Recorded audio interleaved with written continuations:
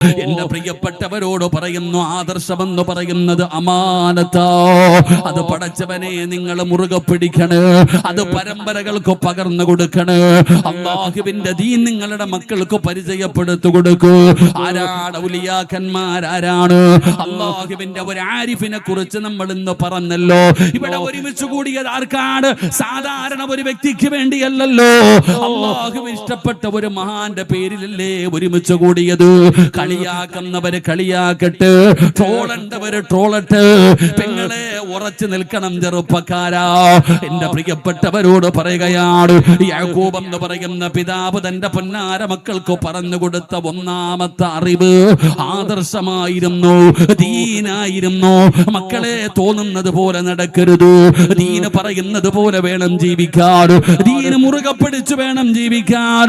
അങ്ങനെ ദീന് മുറുകെ പിടിച്ച് ജീവിച്ചാലേ നിങ്ങൾക്ക് നല്ല മരണം അല്ലാഹു തരൂ.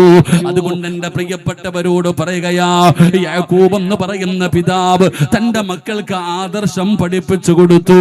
അല്ലാഹുവേ, മരിക്കുന്ന കാലം വരെ നിന്റെ ദീൻ മുറുകെ പിടിച്ചിട്ട് ആദർശം മുറുകെ പിടിച്ച് ജീവിക്കാൻ ഞങ്ങൾക്ക് നീ ഭാഗ്യം തരണേ അല്ലാ. ആദർശം മുറുകെ പിടിച്ച് ജീവിക്കാൻ അള്ളാഹു നമുക്ക് ഭാഗ്യം തരുമാറാകട്ടെ. ഉറക്കപ്പർ അള്ളാഹു ഭാഗ്യം തരുമാറാകട്ടെ. ഉറക്കപ്പർ അള്ളാഹു ഭാഗ്യം തരുമാറാകട്ടെ. ഞാൻ കൂടുതൽ അതിനെക്കുറിച്ച് കടക്കുന്നില്ല. കൂടുതൽ പറഞ്ഞു കഴിഞ്ഞാൽ പിന്നെ നമ്മൾ അങ്ങോട്ട് മനസ്സിന്റെ ഉള്ളിലൊക്കെ പുറത്തേക്ക് വരും.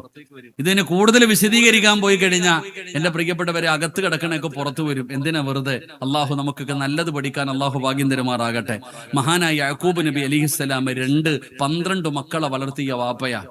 യാക്കൂബ് നബി അലൈഹിസ്സലാമിന്റെ രണ്ടാമത്തെ പ്രത്യേകത, യാക്കൂബ് നബിയുടെ 11ാമത്തെ മകനാണ് യൂസുഫ് എന്ന് പറയുന്ന ചെറിയ കുട്ടി.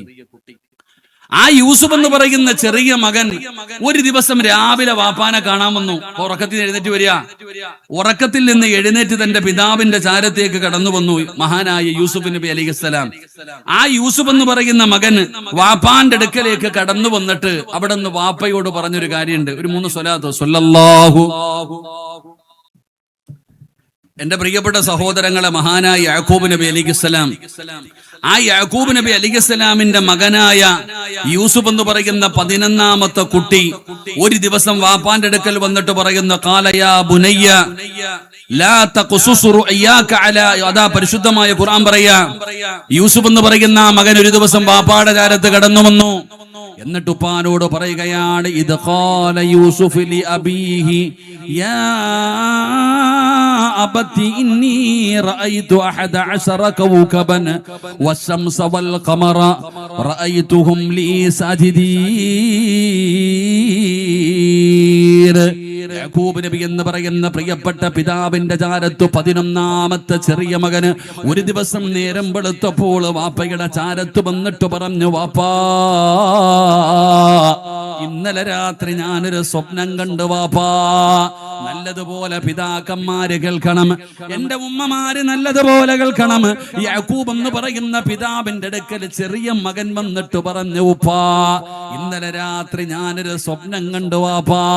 അന്താരാഷ്ട്ര കാര്യമല്ല പറയുന്നത്, ഒരു സാധാരണ തന്റെ മകൻ കണ്ട ഒരു സ്വപ്നമാണ്. യാക്കൂബ് എന്ന് പറയുന്ന പിതാവ് എന്ത് ചെയ്തെന്നറിയോ? തന്റെ പൊന്നാര മകനെ പിടിച്ച് മടിയിലിരുത്തുകയാണ്. എന്നിട്ട് ചോദിച്ചു, മോനെ, എന്റെ പൊന്നുമകൻ കണ്ട സ്വപ്നം എന്താ? യാക്കൂബ് എന്ന് പറയുന്ന പിതാവ്, ആ പിതാവിന്റെ ക്വാളിറ്റി മനസ്സിലാക്കേണ്ടത് ഇവിടെ. ഒരു പിതാവ് എന്ന് പറഞ്ഞാൽ ആ വാപ്പയ്ക്കൊരു യോഗ്യതയുണ്ട്.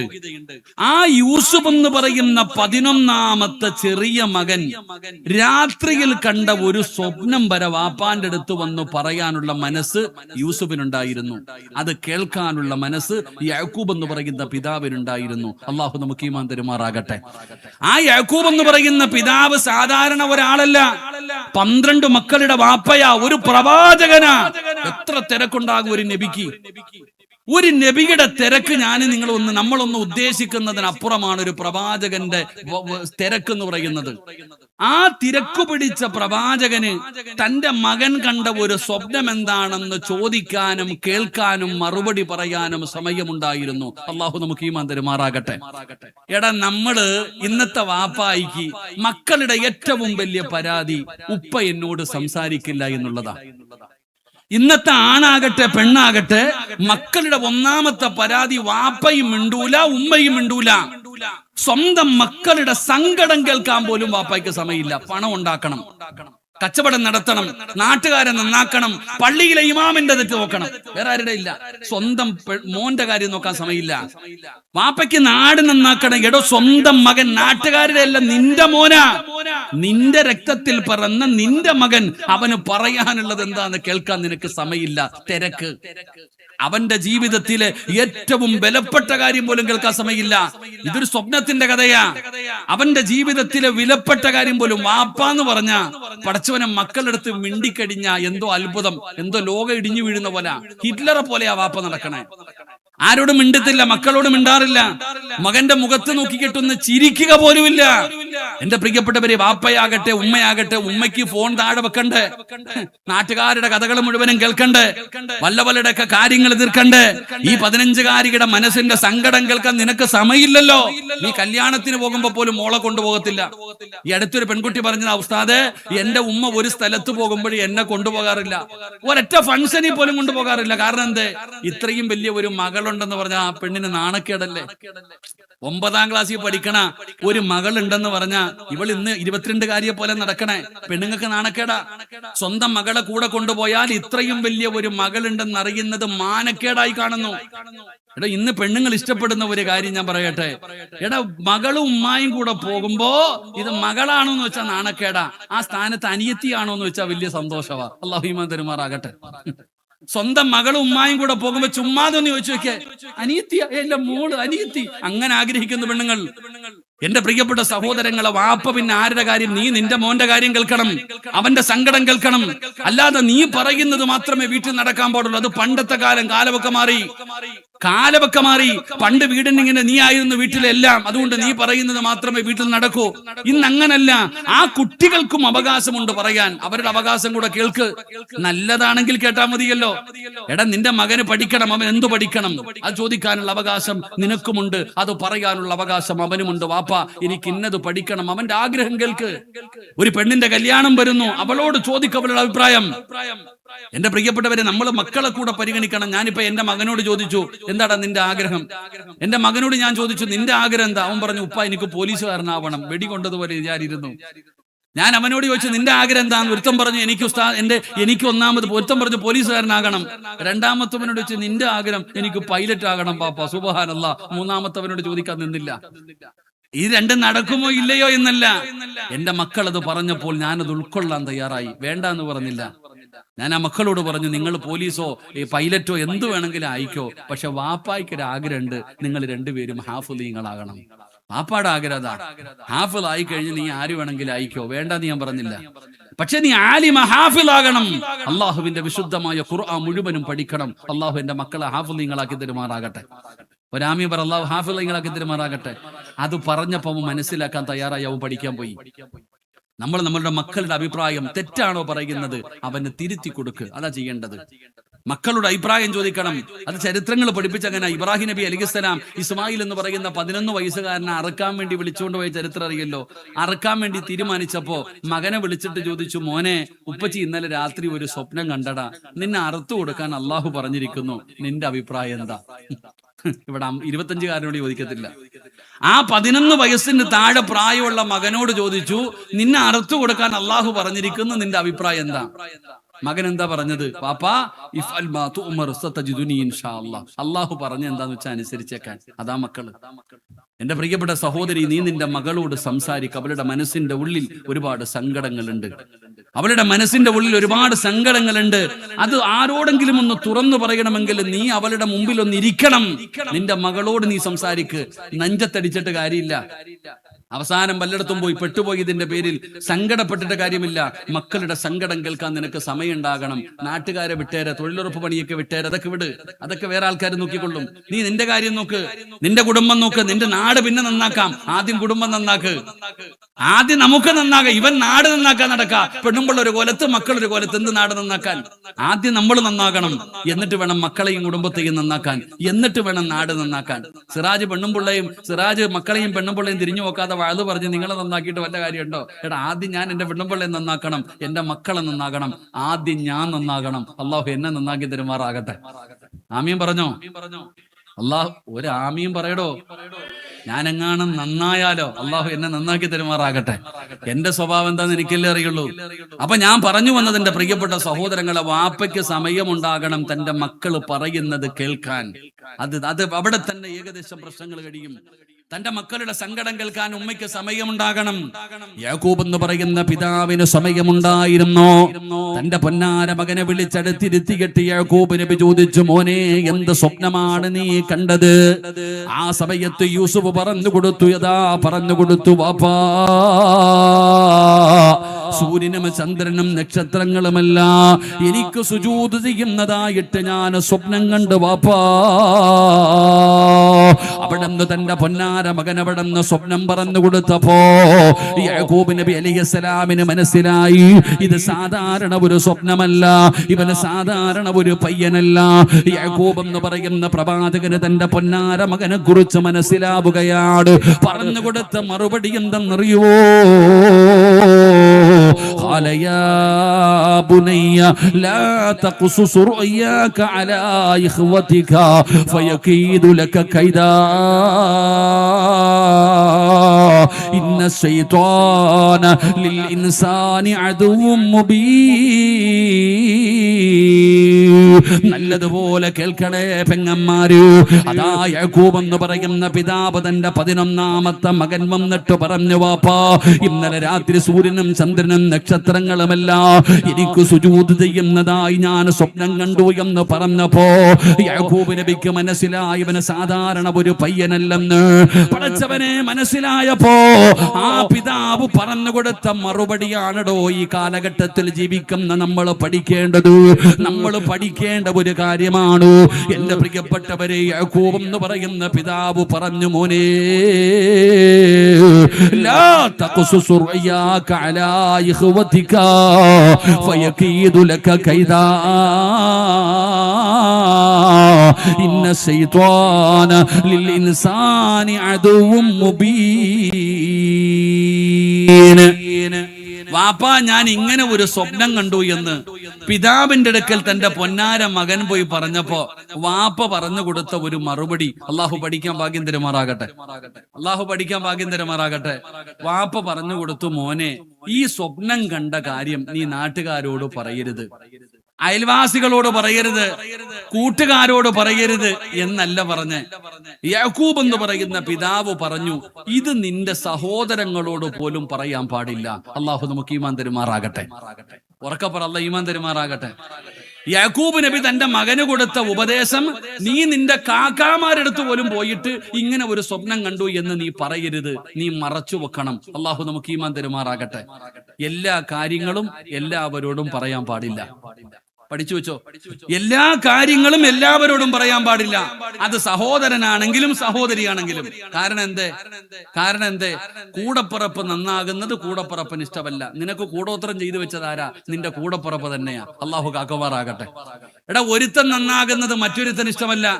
സ്വന്തം സഹോദരിക്ക് എന്നെക്കാളും നല്ല ഒരു ജീവിതം ഉണ്ടാകാൻ പാടില്ല എന്ന് പറഞ്ഞ് സിഹിർ ചെയ്യുന്നവരെ നമുക്കറിയാം, അനുഭവിക്കുന്നില്ലേ പലരും. ഇവിടെ എല്ലാ കാര്യങ്ങളും എല്ലാവരോടും പറയരുത്, മറച്ചു വെക്കേണ്ടത് മറച്ചു വെക്കണം. കാരണം എപ്പോഴാണ് മനുഷ്യന്റെ സ്വഭാവം മാറുന്നതെന്ന് അറിയില്ല. ഇബ്ലീസ് എവിടെ കയറുമെന്ന് ആർക്കും അറിയില്ല. അതുകൊണ്ടാ മറച്ചു വെക്കേണ്ടത് മറച്ചു വെക്ക്. എല്ലാം വിളിച്ചു പറഞ്ഞുകൊണ്ട് നടക്കലല്ലോ, ഇങ്ങനെ എല്ലാം പറഞ്ഞുകൊണ്ട് നടക്കലല്ലോ. യാക്കൂബ് നബി തന്റെ പൊന്നാര മകനോട് പറഞ്ഞു, യൂസുഫ്, നീ ഒരാളോടും ഇതിനെ കുറിച്ച് പറയരുത്. യൂസുഫ് ആരോടും പറഞ്ഞില്ല, യൂസുഫ് ആരോടും പറഞ്ഞില്ല. പക്ഷെ യൂസുഫിനോട് വാപ്പായ്ക്ക് സ്നേഹം കൂടി. മറ്റുള്ള മക്കളോട് ഉള്ളതിനേക്കാൾ സ്നേഹം യൂസുഫിനോട് കൂടി. എപ്പോഴും യൂസുഫുമായിട്ട് വല്ലാത്ത ഒരു ബന്ധം. എന്റെ പ്രിയപ്പെട്ട സഹോദരങ്ങളെ, യൂസുഫ് നബി അലൈഹിസ്സലാമിനോട് യാക്കൂബ് നബിക്ക് വല്ലാത്ത സ്നേഹമായി. എന്റെ പ്രിയപ്പെട്ട മാതാപിതാക്കള്, ഒരിക്കലും മക്കൾക്കിടയിൽ വേർതിരിവ് കാണിക്കാൻ പാടില്ല.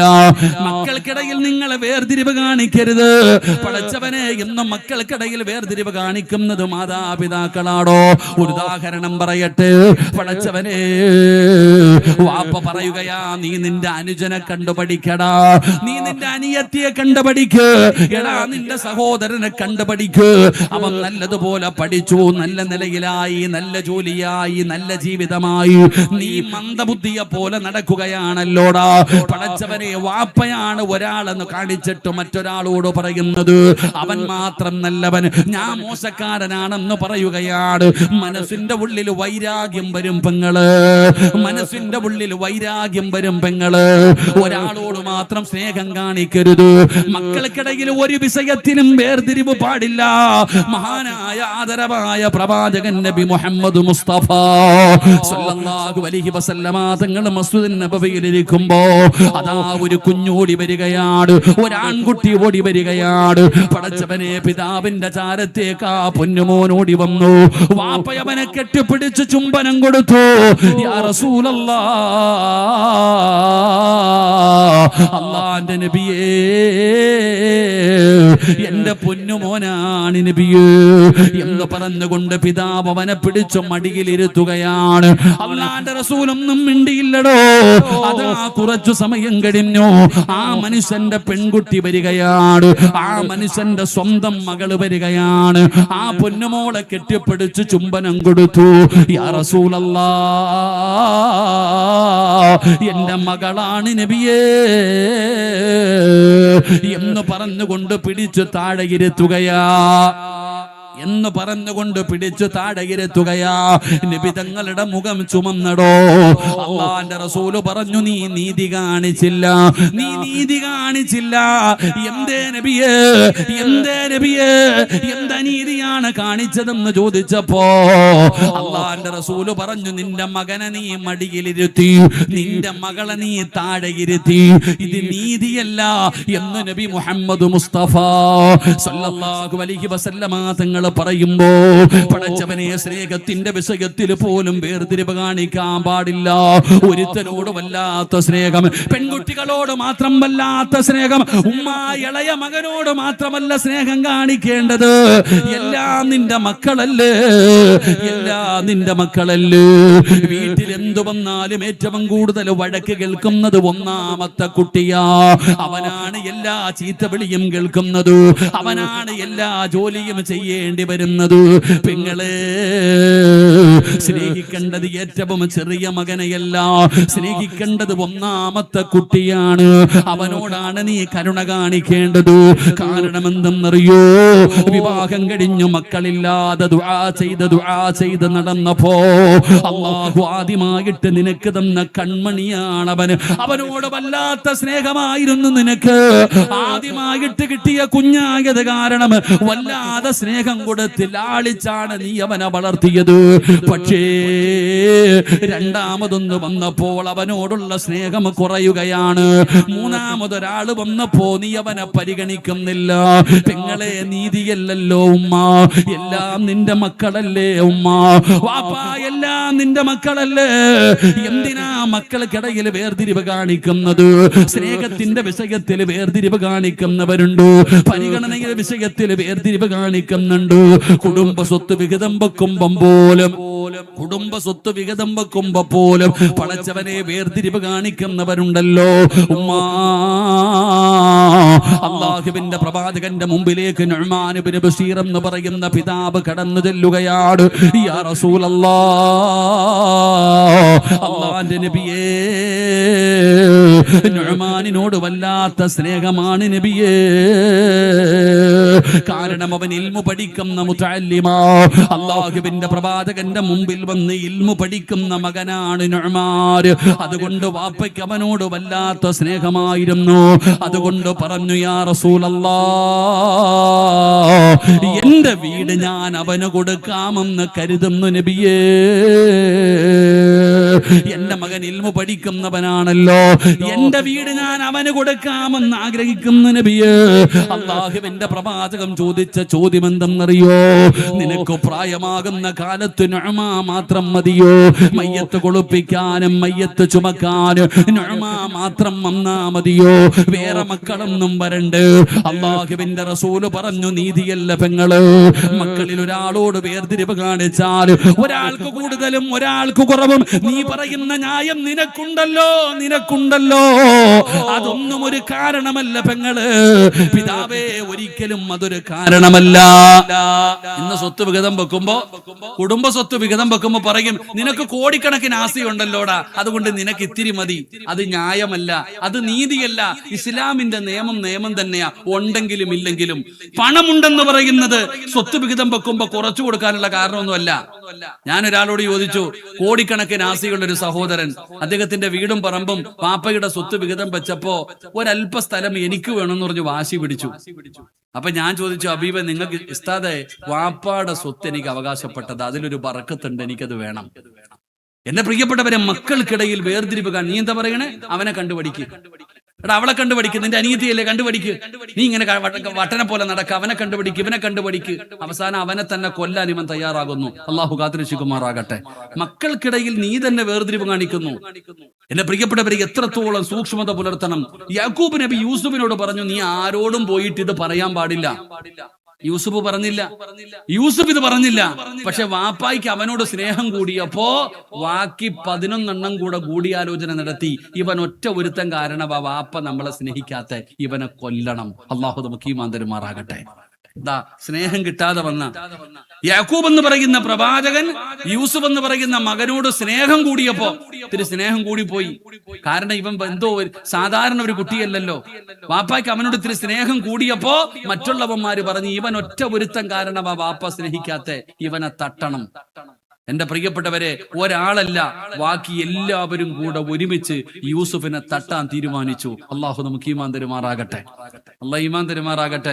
യൂസുഫ് നബി അലൈഹിസ്സലാം, യൂസുഫ് എന്ന് പറയുന്ന ഇവരെല്ലാരും കൂടെ വാപ്പാന്റെ അടുക്ക പോയിട്ട് പറഞ്ഞു, വാപ്പ, ഞങ്ങളൊക്കെ കളിക്കാൻ പോവാ, യൂസുഫിനെ കൂടെ ഞങ്ങളുടെ കൂടെ വിടണം. അപ്പൊ വാപ്പ പറഞ്ഞു, മോനെ, അവൻ ചെറിയ കുട്ടിയാ, നിങ്ങൾ ഇങ്ങനെ കളിക്കാനൊക്കെ നടക്കുമ്പോ അവനെ വല്ല ചെന്നായും പിടിച്ചോണ്ട് പോകുന്ന ഞാൻ പേടിക്കുന്നുണ്ട്, നിങ്ങൾ പൊക്കോളി, അവനിവിടെ നിൽക്കട്ടെ. അപ്പൊ യാക്കൂബ് നബിയോട് പറഞ്ഞു, മക്കള് പറഞ്ഞു, വാപ്പ, അവൻ ഞങ്ങളുടെ അനുജനല്ലേ, ഞങ്ങള് നോക്കൂലേ. എല്ലാരും കൂടെ വാപ്പാനെ വിളിച്ചിട്ട് പറഞ്ഞു, ഇവൻ ഞങ്ങളുടെ അനുജനാ, ഇവനെ ചെന്നായിക്ക് കൊടുക്കോ, ഞങ്ങള് നോക്കൂ ഉപ്പച്ചി, ധൈര്യമായിട്ട് വിട്ടോ, ഞങ്ങളുടെ പൊന്നനിയനല്ലേ. വാപ്പാനെ ചാക്കിലിട്ട് യാക്കൂബ് നബി അലൈഹിസ്സലാമിന്റെ അടുക്കൽ നിന്ന് യൂസുഫിനെ വിളിച്ചു കൊണ്ടുപോയി. വാപ്പാടെ കണ്ണു മറഞ്ഞപ്പോ ഇവന്മാര് തല്ലാൻ തുടങ്ങി. ചരിത്രം പറയുന്നത് കാലുകൊണ്ട് തട്ടിയുന്ന ബോള് തട്ടണ പോലെ. നീ ഒറ്റ ഒരുത്തൻ കാരണമാണ് ഉപ്പ ഞങ്ങളെ സ്നേഹിക്കാത്തത് എന്ന് പറഞ്ഞ് യാക്കൂബ് നബിയുടെ മക്കള് യൂസുഫ് എന്ന് പറയുന്ന കൂടപ്പറപ്പിനെ ചവിട്ടിക്കൂട്ടി പൊട്ടക്കിണറ്റിൽ കൊണ്ട് വലിച്ചെറിഞ്ഞു കൊല്ലാൻ. അള്ളാഹു നമുക്ക് ഈമാൻ നൽകുമാറാകട്ടെ. ചരിത്രം പഠിക്കണം.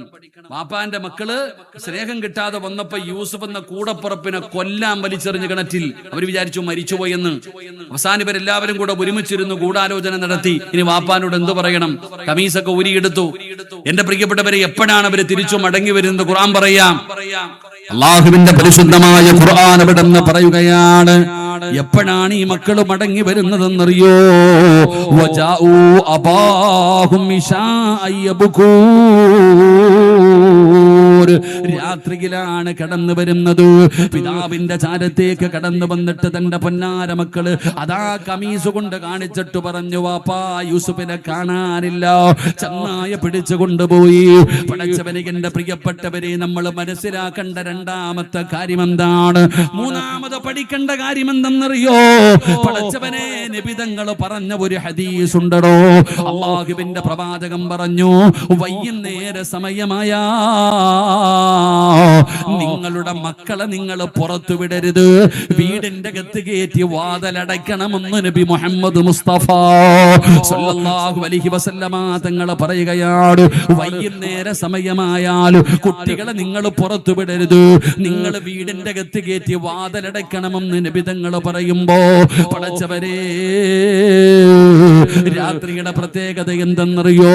രാത്രിയുടെ പ്രത്യേകത എന്തെന്നറിയോ? രാത്രിയായ സ്വഭാവം മാറുമടാ ചെറുപ്പക്കാരാ പെങ്ങളെ. രാത്രിയായി കഴിഞ്ഞാൽ മനുഷ്യന്റെ സ്വഭാവം അങ്ങ് മാറുകയാണ്. ഏതുപോലെ എന്നറിയോ? പകല് റോഡിലൂടെ നടന്നു പോകുമ്പോ നിന്റെ വീടിന്റെ സൈഡിൽ ഒരു നായ കിടക്കുന്നത് കാണാ. റെയിൽവേ സ്റ്റേഷനിൽ പോകുമ്പോ എവിടെ പോയാലും കാണാം നായ ഇങ്ങനെ കിടക്കുകയാണ്. അതെടുത്തു ചെന്നാ കുരയ്ക്കാറില്ല. അത് കണ്ണു തുറന്നു നോക്കും, അടച്ചു കിടക്കും. എന്തൊരു ശാന്തമായിട്ടാണ് കിടക്കുന്നത്. ഇതുപോലെ ശാന്തമായി കിടക്കുന്ന വേറെ ഒരു ജീവിയില്ലെന്ന് നമുക്ക് തോന്നും. എന്നാ വൈകുന്നേരമായ ഓടുന്ന കാറിന്റെ പുറകെ കുരച്ചു കൊണ്ടോടുകയാ. സഹോദരി, രാത്രിയായി കഴിഞ്ഞ മനുഷ്യന്റെ സ്വഭാവം മാറുകയാണ്. ഇബ്ലീസ് ഇറങ്ങുന്ന സമയമാണ്. എന്തിനാണ് ഞാനിത് പറഞ്ഞതെന്നറിയോ? ഇന്ന് രാത്രിയായി കഴിഞ്ഞ മക്കള് മുഴുവനും പുറത്താ സഹോദരാ. രാത്രി 1 മണിക്കാകട്ടെ 2 മണിക്കാകട്ടെ നിങ്ങൾ ഏത് കടയിൽ വേണമെങ്കിലും പോയി നോക്ക്. പടച്ചവരെ 30 വയസ്സിന് മുകളിൽ പ്രായമുള്ള ആൾക്കാരെ കാണാറില്ല. 15ഉം 18ഉം 20ഉം വയസ്സുള്ള ആണും പെണ്ണും ഒരുമിച്ച് രാത്രി 1 മണിക്ക് 2 മണിക്ക് കടയോരത്ത് നിൽക്കുകയാണ്. പടച്ചവരെ, ഉമ്മാനെ രാത്രി വന്ന് വിളിച്ചുണർത്തുന്നത് ശല്യമായത് കാരണം താക്കോല് ഒരെണ്ണം അവന്റെ കയ്യിൽ കൊടുത്തിരിക്കുകയാ. എപ്പോഴാണോ വരുന്നത് തുറന്നകത്ത് കയറിക്കോ. ചെടിച്ചട്ടിയുടെ അടിയിലാണടാ താക്കോലിരിക്കുന്നത്. വാപ്പയും ഉമ്മയും വീടിന്റെ അകത്ത് കിടന്നുറങ്ങുകയാണ്. മക്കൾ അടിച്ചു വിട്ടിരിക്കുകയാ. എന്റെ പ്രിയപ്പെട്ടവരെ, കഞ്ചാവും മയക്കുമരുന്നും ഇന്ന് വല്ലാതെ പടർന്നുകൊണ്ടിരിക്കുകയാണ്. അതാ തൂഫാൻ എന്ന് പറയുന്ന ഒരു വലിയ പരിശ്രമം നടത്തുകയാണ് ആഭ്യന്തര വകുപ്പ്. എന്റെ പ്രിയപ്പെട്ടവരെ, പിടിക്കുന്നതിൽ ഏറ്റവും കൂടുതൽ ആരാടാ സഹോദരാ? വാപ്പ ആരാ സഹോദരാ?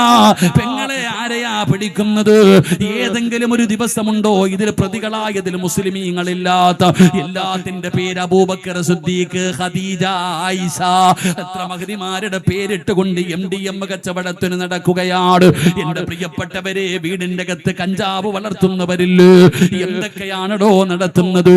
ഇതിന്റെയൊക്കെ കാരണം നീയൊക്കെ മക്കളെ അടിച്ചു വിട്ടത് കൊണ്ടല്ലേ? വൈകുന്നേരമായ വീട്ടിൽ കയറ്റാൻ നബിതങ്ങൾ പറഞ്ഞപ്പോ വൈകുന്നേരമായ താക്കോലും കൊടുത്തു പുറത്തു വിടുകയാ. കറങ്ങി നടക്കാൻ ചോദിക്കാ സമയമില്ല, മക്കളെ ഉപദേശിക്കാ സമയമില്ല, അവരെവിടെയാണ് പോകുന്നതെന്ന് അന്വേഷിക്കാ സമയമില്ല, നാട്ടുകാരുടെ കാര്യം നോക്കാ സമയമുണ്ട്. എന്റെ പ്രിയപ്പെട്ടവരെ, മക്കളെ നിങ്ങൾ അടിച്ചുവിടരുത്. അവസാനം ഏതെങ്കിലും മോശമായ കൂട്ടുകെട്ടുകളിൽ പോയി പെട്ടിട്ട് അവസാനം പടച്ചവനെ നെഞ്ചത്തടിച്ചിട്ട് കാര്യമില്ല വാപ്പാ. അതാണാകട്ടെ പെണ്ണാകട്ടെ, സ്കൂളിൽ പഠിപ്പിക്കേണ്ട ടീച്ചർമാര് പോലും കഞ്ചാവ് കച്ചവടം നടത്തുന്ന കാലമാ. 40 വയസ്സുകാരി പടച്ചവനെ MDMമായി പിടിക്കുകയാണ്. ഓരോ ദിവസവും പത്രങ്ങളിൽ വരുന്ന വാർത്ത വായിച്ചാൽ എന്തൊരത്ഭുതമാ.